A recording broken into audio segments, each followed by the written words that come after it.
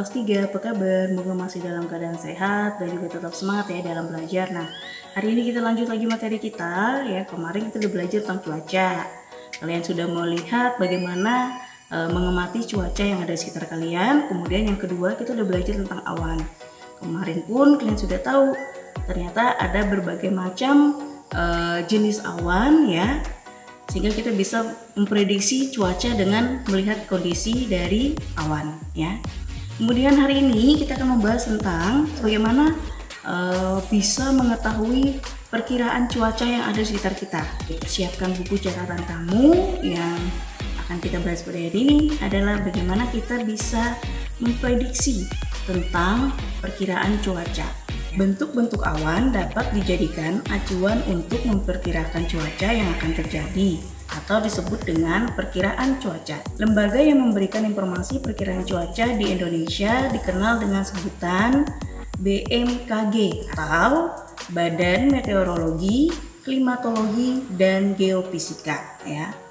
Nah, Badan BMKG ini ya bertugas menerima laporan dari stasiun-stasiun cuaca di darat, laut, udara, dan satelit.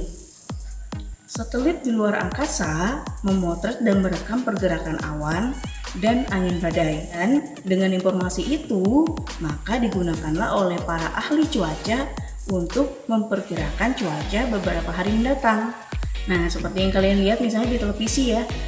Di televisi kan sering ada perkiraan cuaca pada hari ini misalnya. Maka mereka bisa memperkirakan pagi, siang, sore, dan malam kira-kira cuacanya seperti apa, apakah cerah, apakah berawan ya. Nah, di mana cuaca itu ya dapat memberikan informasi kepada kita untuk lebih berhati-hati misalnya pada saat cuaca buruk misalnya akan ada ataupun terjadi yang namanya hujan, angin badai misalnya seperti itu, maka kita bisa mawas diri dan mempersiapkan diri ya ataupun berwaspada terhadap cuaca-cuaca ekstrim ya. Apalagi baru-baru ini sering kita lihat cuaca cepat sekali berubah ya, dari yang cerah bisa langsung berawan ataupun hujan ya. Nah, perkiraan cuaca sangat diperlukan dalam bidang transportasi, terutama transportasi melalui udara dan laut. Karena penerbangan dan pelayaran harus ditunda jika kondisi cuaca buruk ya. Karena kalau melakukan perjalanan tanpa melihat kondisi cuaca, maka itu bisa berpengaruh fatal ya, bisa mengalami kerusakan dan lainnya pada saat melakukan perjalanan tersebut. Nah, di perkiraan cuaca yang ada di handphone, kemudian di berita di televisi ataupun di radio informasinya, nah semua itu didapat melalui yang namanya Badan Meteorologi tadi ya, BMKG yang ada di Indonesia, yang memberikan informasi tentang perkiraan cuaca. Di mana perkiraan cuaca tadi semuanya adalah berasal dari satelit ya, ataupun stasiun-stasiun yang ada di udara, laut, dan juga di darat ya.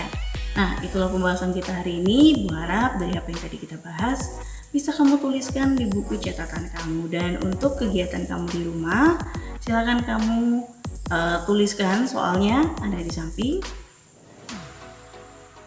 Nah, soal itu kalian kerjakan di buku latihan kamu. Cuma menuliskan soal dan langsung jawabannya ya, tidak perlu menuliskan A, B, C, D-nya, gak usah. Cuma tuliskan soal kemudian langsung jawaban yang paling tepat yang mana menurut kamu.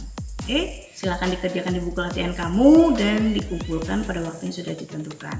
Dan berikutnya kita akan bahas tentang apa jawaban kamu, apakah sudah tepat atau belum di video selanjutnya. Oke, sampai di dulu pertemuan kita hari ini. Ingat, tetap sehat, tetap semangat, menjalankan protokol kesehatan untuk menjaga kesehatan kita sendiri dan orang-orang di sekitar kita dengan selalu menerapkan menggunakan masker, mencuci tangan dengan sabun, kemudian menjaga jarak dan menghindari kerumunan. Sampai di sini dan sampai jumpa.